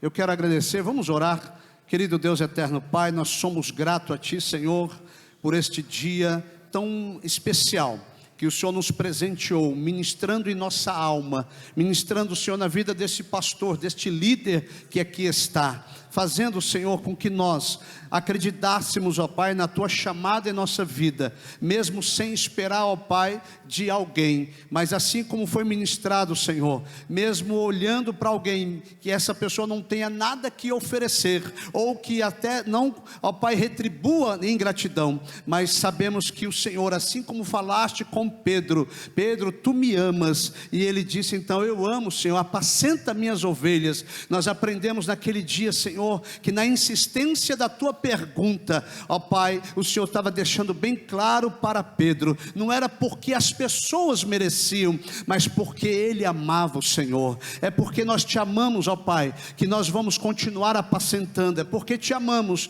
é que nós vamos continuar servindo o Teu povo. Por isso, Senhor, nós Te glorificamos, ó Pai, por esta manhã gloriosa. Abençoa este ministério, abençoa, Pai, essa família, a família Verbo da Vida. Abençoa cada um que aqui está, pois assim oramos e agradecemos em nome de Jesus. Amém.